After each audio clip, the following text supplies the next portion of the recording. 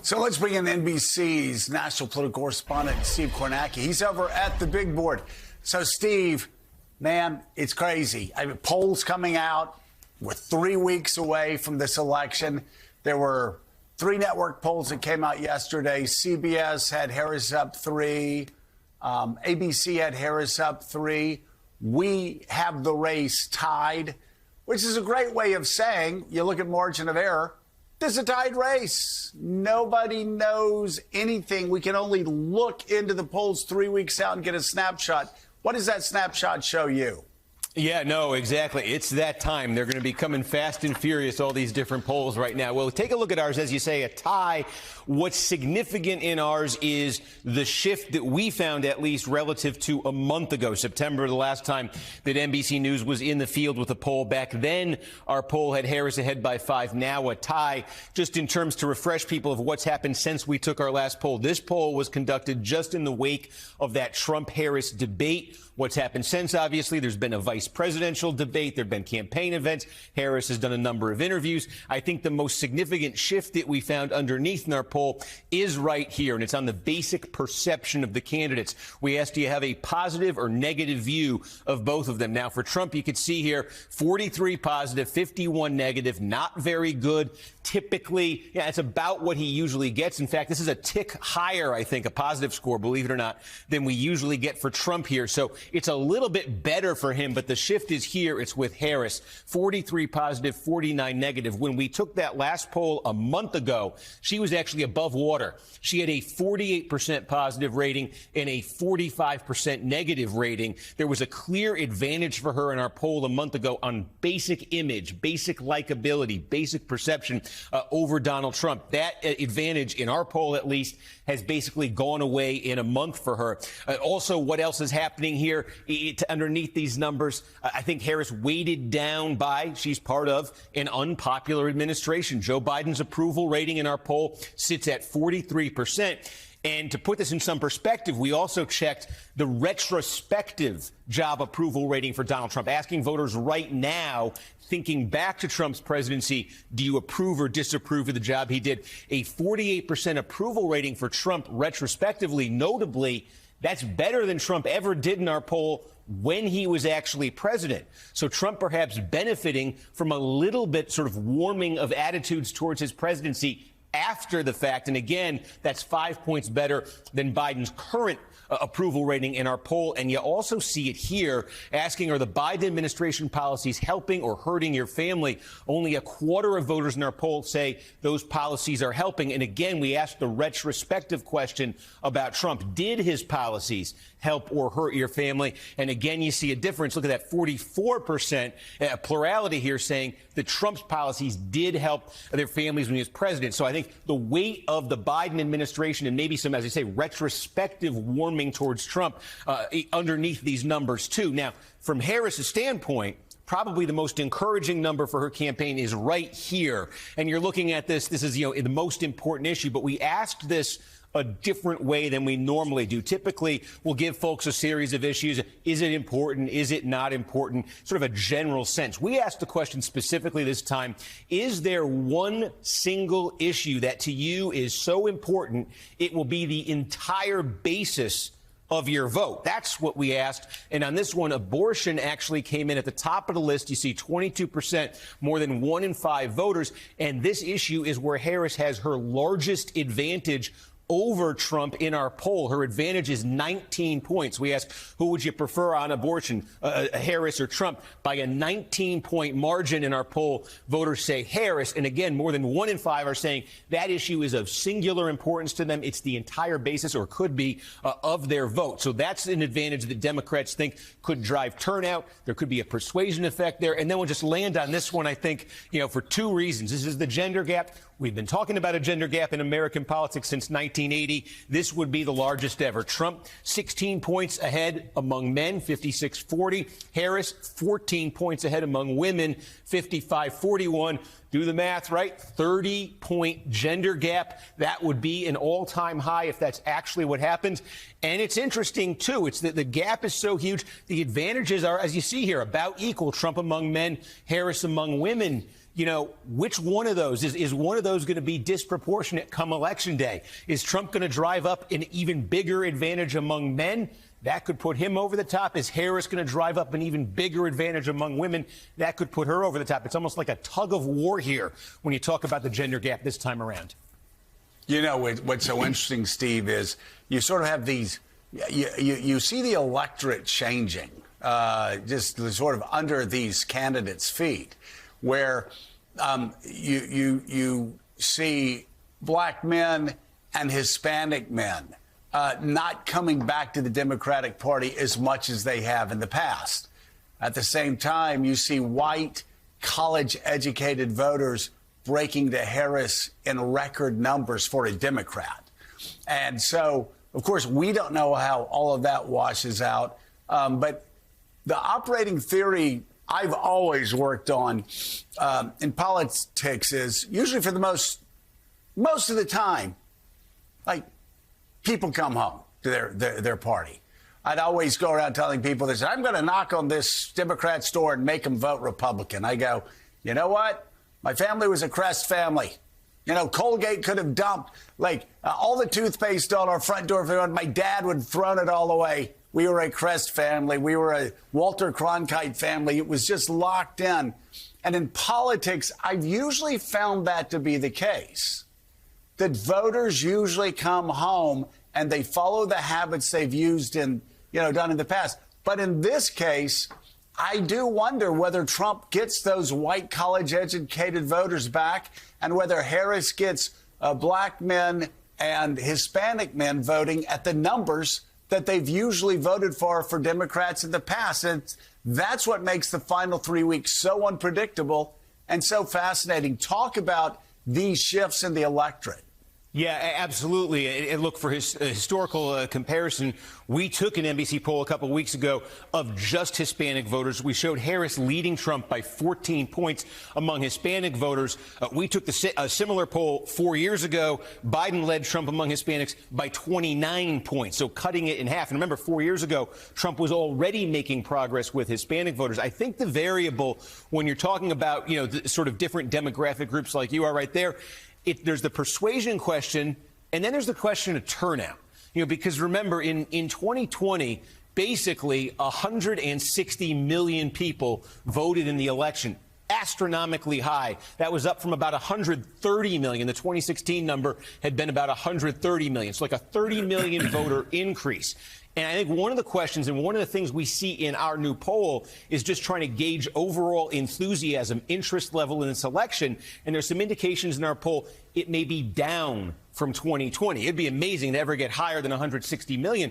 But as this number, if this number does come down from 160 million and starts to, the closer it gets even down toward 130, who knows where it might land there. But as it comes down, we do start asking the question there, are there disparities in in the turnout levels of some of these groups? And I think that gets to what you're talking about there. Trump's new strength, particularly among non-white male voters, really among non-white Hispanic, male Hispanic voters, younger male Hispanic voters. He's actually winning by double digits in our poll. But there's a question there when you get to voting history, the likelihood to vote as a group. That's a less likely group to turn out in the general election than you're talking about, college-educated voters in the suburb. The turnout levels are typically much higher there. So a lot of the Trump support is based on, do these voters who are in polls are saying they're voting for him now? It's big shifts in the polls. Do they actually turn out?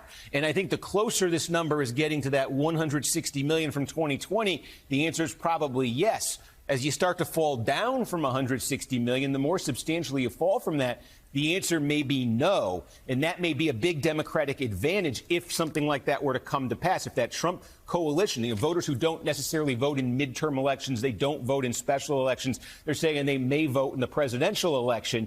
If they don't, you might get a disparity there in terms of turnout levels, and that could redound to Democrats' benefit this time around. We shall see. NBC's Steve Kornacki, thank you so much. Got it. Greatly appreciate it. Trump touts ending Roe as his accomplishment and honor. It is yoked to him now, even though, remember, for most of his adult life, he proclaimed himself very pro-choice. In fact, I'm going to show you when he was in his 50s compared to now. I'm very pro-choice. I am pro-choice in every respect. I was able to terminate Roe v. Wade. I was so honored to have done it. That's a major change. And there's a question of beliefs here. And I'm going to walk you through this. On the same issue over time, President Biden has also changed.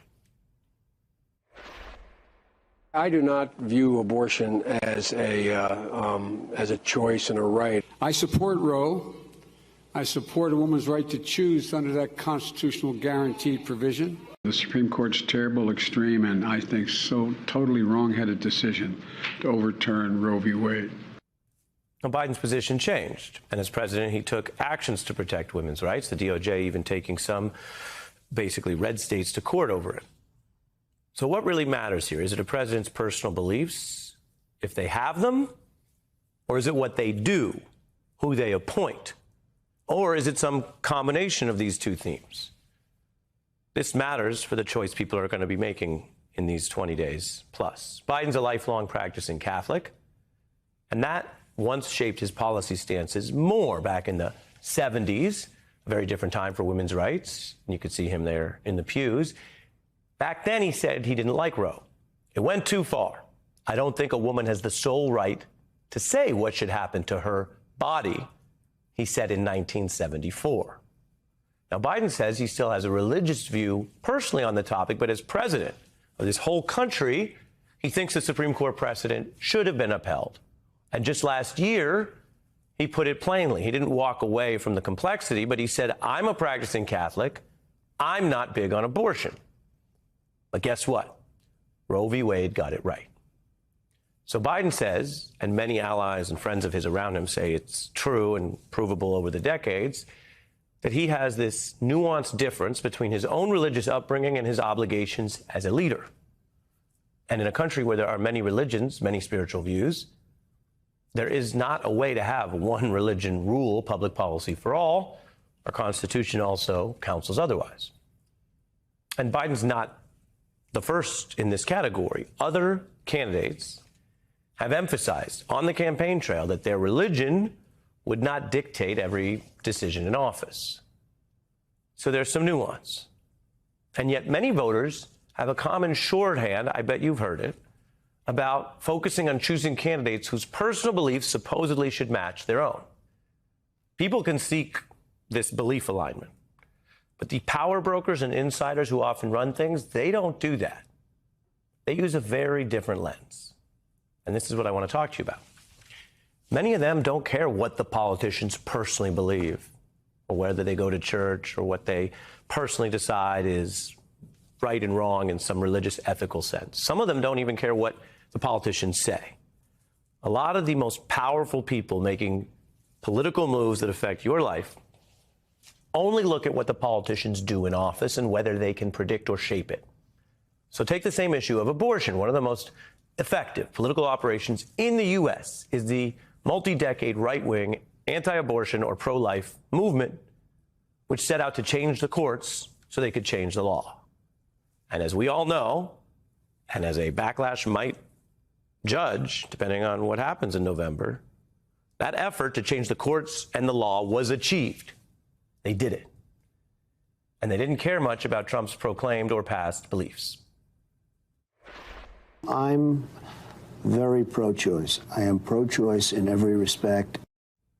They knew about that, but they focused on not that, which may still be true, but whether they could get Trump to appoint pro-life judges if he won.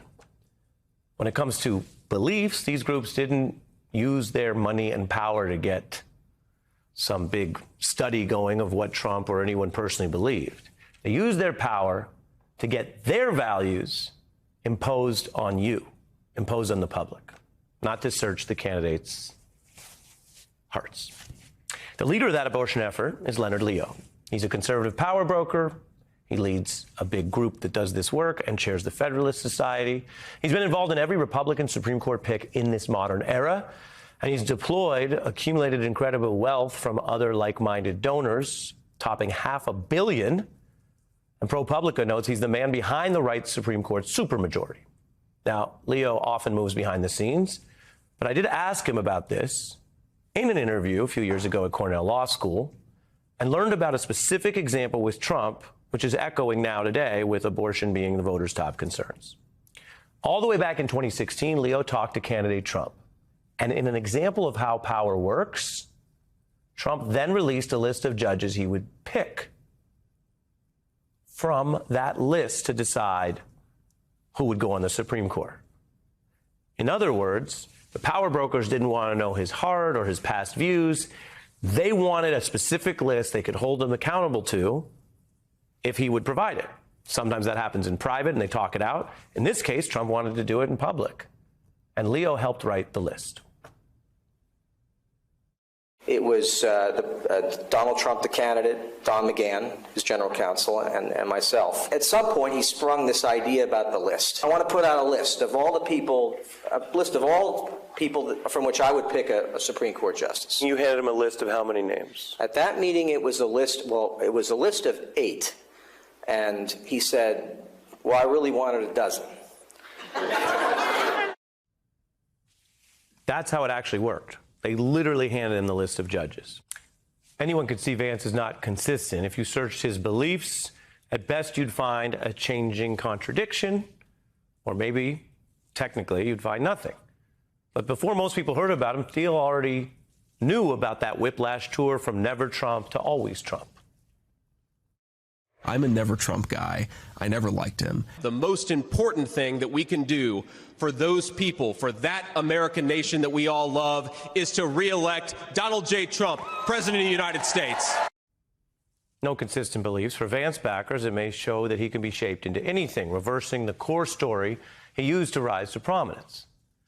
This contrast is at the heart of the race right now, where power brokers may see a bonus in Vance being so malleable.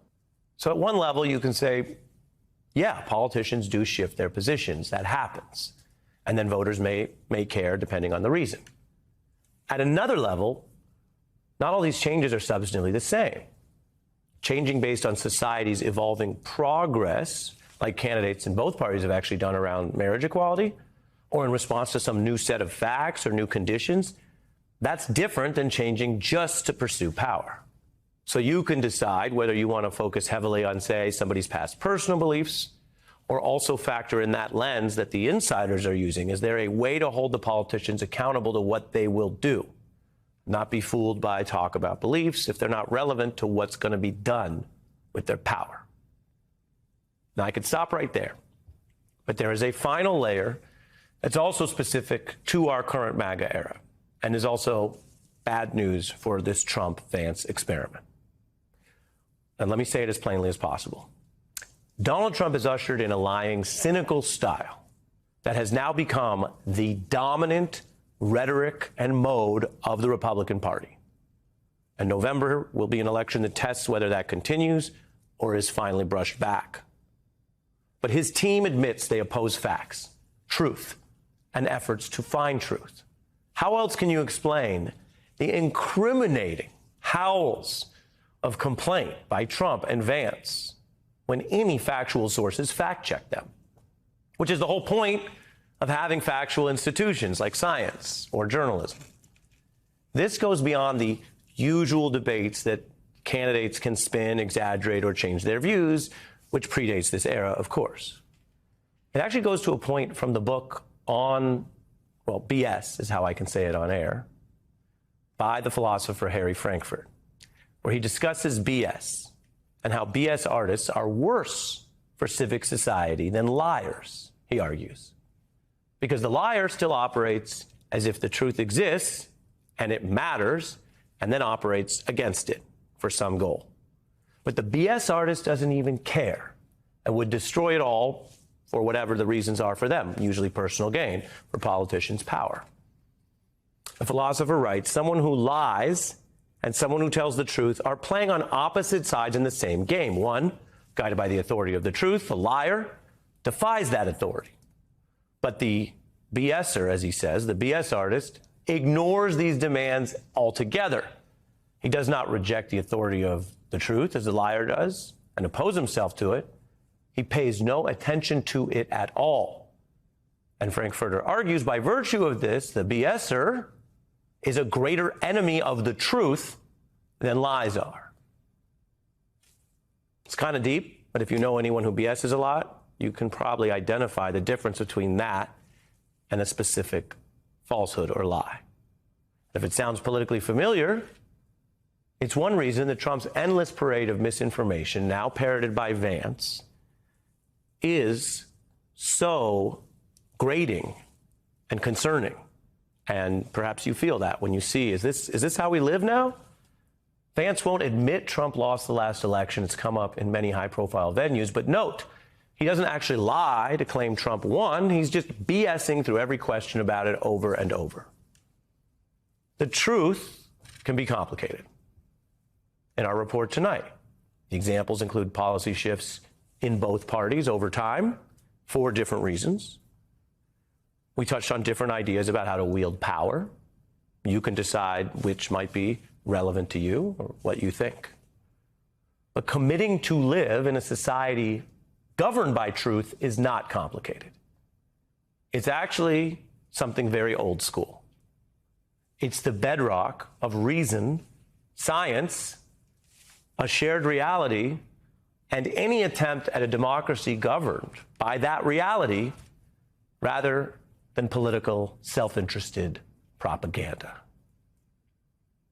Sadly, but importantly, the choice between that kind of BS propaganda and people who will leave at the end of the day and still finding the truth is a choice on the ballot this year. Well, talk about applying pressure. This afternoon, Fox News announced anchor Bret Baier will sit down with Vice President Harris for an interview near Philadelphia on Wednesday. It's a notable development for two reasons. First, Harris will have an opportunity to speak directly to an audience, perhaps skewed toward her opponent. But that's the other thing. Trump dodged a second debate. He ducked a big 60 Minutes interview in favor of addressing his own silo. And now, Harris will get a word in edgewise. Joining our conversation, distinguished political scholar and professor at Princeton University, Eddie Glaude, Charlie and Anthony also back with us. Charlie, what do you think about Harris on Fox News? Well, I think she's showing that she has more guts than Donald Trump has, that she's willing to go into hostile territory. And again, this is one of those themes that, you know, Donald Trump is a weak man who tries to pretend to be a strong man, and yet he runs away from the debates. He runs away from 60 Minutes. I mean, the reality is that there's a very small number of persuadable voters out there. They're probably not watching shows like this or Fox News. And yet I think she has to do this. She has to show that she is willing to basically put the pedal to the metal, go wherever anyone wants to ask her these tough questions. Eddie, Trump, as you will recall, sat down for an interview with Bret Baier one-on-one just last year. Take a look how that went. President Mike Pence is running against you. Yeah. Your ambassador to the United Nations, Nikki Haley, she's running against you. Your former Secretary of State, Mike Pompeo, said he's not supporting you. You mentioned National Security Advisor John Bolton. He's not supporting you either. You mentioned Attorney General Bill Barr, says you shouldn't be president again, calls you a consummate narcissist and troubled man. You recently called Barr a gutless pig. Your second defense secretary is not supporting you, called you irresponsible. This week, you and your White House called your White House Chief of Staff John Kelly weak and ineffective and born with a very small brain. You called your acting White House Chief of Staff Mick Mulvaney a born loser. You called your first Secretary of State Rex Tillerson dumb as a rock, and your first Defense Secretary James Mattis the world's most overrated general. You called your White House Press Secretary Kayleigh Canadian milquetoast, and multiple times you've referred to your Transportation Secretary Elaine Chao as Mitch McConnell's China-loving wife. So, why did you hire all of them in the first place? Because I hired 10 to 1 that were fantastic. Damning, even a year later. But then Trump, of course, called that interview unfriendly, called it nasty, because he didn't like the truth being reflected back to him. You know, we know he's a troubled adolescent. He can't deal with anybody challenging him in any substantive way. I think this is a good thing for the vice president to do. It gives us a sense of the scope of her courage and her strength. She's willing to go into hostile territory and hold her on. But what really matters is the ground game. The blocking and tackling. Yeah. We know that she has 50 offices in Pennsylvania. We know that she has over 400 staffers on payroll. We know that they've knocked on 100,000 doors. It's the blocking and tackling. So she can go on television It's all what they're doing on the ground. You've been in the rooms where these decisions are made about where you deploy a principal, the message you are deploying them with. I think it is equally telling that in these rallies, she is sharpening the contrast. Oh, yeah. This is one thing that the Harris campaign, they know how to do really well. They know how to create that contrast. That's in part what the release of these medical records were about just yesterday, right? But they also know how to put Donald Trump on the offense, and that's what she is doing. On the offense or on the defense? On the defense, right. That's all I know about sports. There you go. You're welcome. But that's what she was doing in eastern North Carolina yesterday. Going back to North Carolina, this is important because people don't go east of I-95 unless they're going to the Outer Banks, right? But there are so many conservative voters, but there are also a higher percentage of African American voters. But these are people that national Democrats overlook. And so yesterday she went to church. She met with black farmers. She was embraced by longtime Congresswoman Eva Clayton, who is legendary in eastern North Carolina.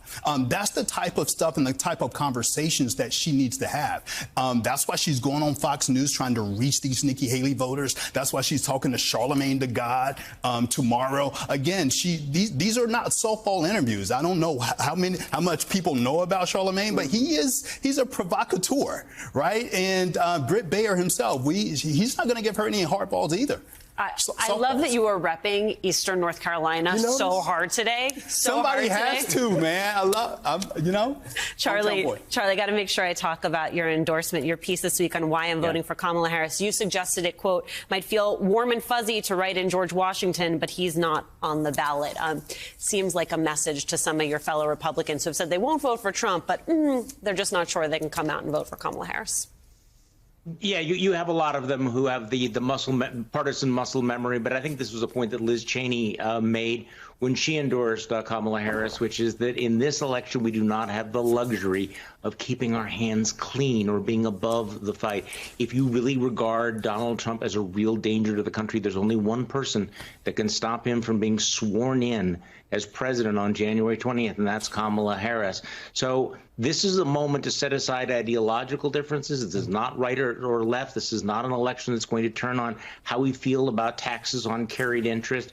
We can have these debates later, but right now, this is the existential moment where you have to step up. This is the time for choosing, and it's either going to be Donald Trump or it's Kamala Harris.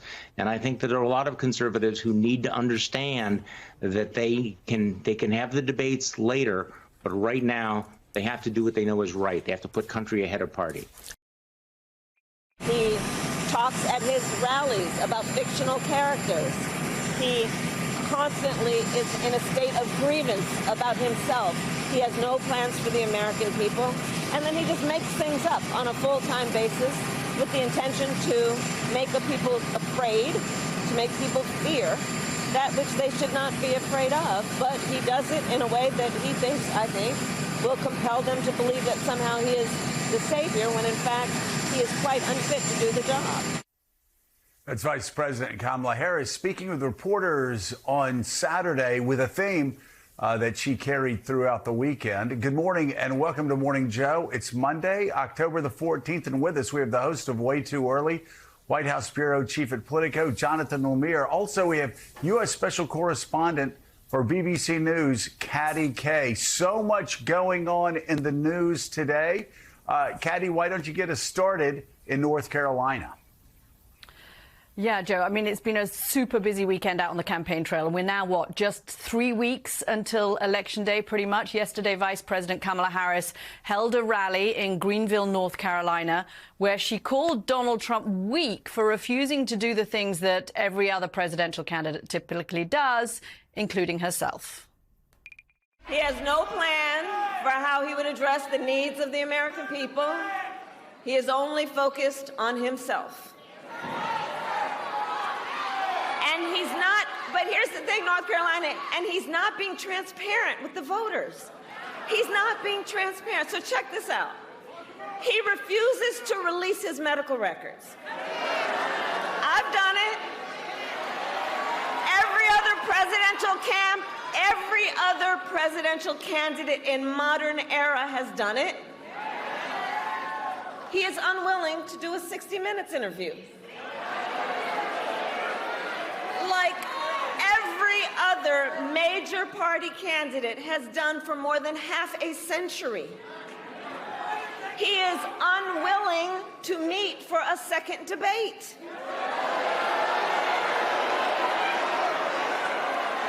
And here's the thing. It makes you wonder. Why does his staff want him to hide away? One must question, are they afraid that people will see that he is too weak and unstable to lead America? Is that what's going on? We can already see the harm he's up to as a candidate. Most recently, spreading disinformation in the wake of natural disasters. Blocking real solutions that would stop drug cartels from crossing the border when he tried to kill and did that border security deal. Because you see, Donald Trump cares more about scaring people, creating fear, running on a problem, instead of what real leaders do, which is to participate in fixing problems. All right. We've got a tie race. We're going to get to that in a minute. NBC News poll came out yesterday, 48-48. And so what we're looking at, I think, Jonathan Lemire with Kamala Harris in North Carolina there, is the beginning of a 3-week dash. I mean, we're talking about the beginning of I think her closing message. And if you look at it, it's a pretty strong message. Saying that he's afraid to release his medical records. He's afraid to go and do a 60 Minutes interview. He's afraid to do a debate. And then she comes behind and she goes to what Donald Trump's political sort of strength is, which is strength, power. And she says he's weak and unstable, which does seem to sort of pick at what a lot of people who even have supported Donald Trump say, going, I don't like him. Not sure if he's all there, but I may vote for him anyway. I'm curious, is this a deliberate effort by the Harris campaign to drive this message home that he's weak, he's unstable, and they're afraid to even put him out there? Yes, and part of this is a hope to provoke him. And she has been effective at needling him, finding his little sore, weak spots. One of which, let's remember the debate, that sort of almost seemed like a throwaway line, although we've since been told it was well practiced, where she noted that people leave Trump's rallies early. Donald Trump, I don't think, has given a speech in the month since, in which he has not tried to rebut that. He talks about it constantly, about people leave. They don't leave early. They don't leave my speeches early. They don't leave my speeches early. And that it was a sign to people in the Harris campaign that she can effectively needle him, put him on the territory where she wants to compete. And she's doing it again here now, trying to turn one of his strengths, much like his crowds, his suggestion of his strength, and turn it into a weakness, have him defend it, sort of undercut it, say, look, actually, he's afraid to do an interview. He's afraid to release his medical records. And tying that with their overall theme, which is simply Trump makes every decision about himself, not about you, the voter. He's shielding you. He doesn't want to give you this information. He doesn't trust you. He's not looking out for you. And that is her argument right now as Trump simply goes darker and darker on the campaign trail. Well, and he does do that, and we're going to get to that in 1 second, Katie. There's also sort of this frustration inside the Harris campaign that nothing matters. It seems when it comes to Donald Trump that he doesn't release his medical records. Every other presidential candidate does. And there's really not even that much of a fuss about it. That he doesn't do the 60 Minutes interview, the first time in 50 years that a presidential candidate doesn't do the 60 Minutes interview. He ducks that. Then he says that CBS should be arrested. People at CBS should be arrested for 60 Minutes editing an interview the way 60 Minutes always edits interviews. And then, of course, refuses to do the second debate, even if it's at Fox News. And so it does seem that he is hiding. And so she drives it home with, it's like they're afraid that he's too weak and he's too unstable to do his job, to go out there. How does that work with undecided voters, do you think? Yeah, I mean, look, that's the Kamala Harris we saw in North Carolina this weekend is the Kamala Harris that both the campaign and Democratic strategists that I speak to say that they want out there. That's the person they want voters to see, who's projecting strength, who's reminding people about the weaknesses and the chaos surrounding Donald Trump. But I agree with you, Joe. I mean, it's remarkable that here we are 3 weeks out and almost nothing seems to move the needle, and perhaps not very much has moved the needle ever since Donald Trump's was that first assassination attempt against him, and even then it didn't seem to move the needle very much. So the Harris campaign just has to keep getting out there for 3 weeks and hope that incrementally, sliver by sliver, you can pick away at some sections of the electorate, and hope that that is going to be what swings those, what are we now seeing? 4% of people who say they still haven't made their minds up. I mean, who hasn't made their mind up yet? It is crazy. And again, we're going to be talking to Mark Murray in a second about this tied race. I will say, though, I thought that was one of Harris's better performances in some time. It sort of harkens back to the early rallies right after she got in, and you were seeing the sold-out crowds in Arizona and Nevada and in North Carolina, all over the place. But last night, that speech showed the energy I think a lot of people saw when she first launched her campaign. And if this is their strategy to end strongly this way, and continuing to ask the question, what's he afraid of? Why is he afraid to debate me? Why is he afraid to do what every other presidential candidate's done over the past 50 years and go on CBS? What is wrong with him physically or mentally? Why won't he release his medical records? And the way she was delivering it, positive, and I think joyful, but also aggressively. I think that's the tact she needs. Joyful, and yet defiant. And I keep saying joyful because campaigns are about contrast. You see that? You see that picture right there? Kamala Harris, joyful. That is a contrast to an increasingly dark campaign. And if you ask Donald Trump, he would tell you, yeah, I'm running an increasingly dark campaign. That is his intent. He thinks fear. He thinks loathing. He thinks darkness wins. How do you combat that? You combat it, again, with being defiant, but being joyful. And she seemed to strike that tone last night very well. Sarah Matthews is one of those staffers no longer by Trump's side. She served as Donald Trump's White House deputy press secretary until January 6th, 21, and she joins me now. Sarah, thank you very much. I mean, you resigned during the insurrection on January 6th. Talk to me about why you've decided to actually speak out for Kamala Harris, something I don't think you ever contemplated doing before all of that happened. No, I think if you would have asked me 4 years ago if I'd be excited to vote for Kamala Harris, I'd be like, what are you talking about? But obviously, I didn't think that an insurrection at our nation's capital was going to happen either. And so I saw firsthand how unfit Donald Trump is to serve as president again because of his unwillingness to call off the mob that day and his refusal to this day to accept the results of the 2020 election. I mean, you even have his vice president pick being asked multiple times if Donald Trump lost the 2020 election, and they still refuse to admit it. And so to me, that just shows the type of character of these two men and why I think it's so important for us to keep them out of the Oval Office. And it wasn't just enough for me to speak out and talk about the dangers of a second Trump term.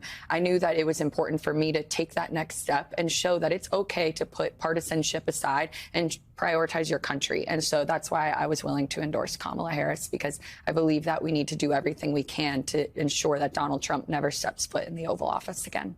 Have you had to deal with any harassment because of this?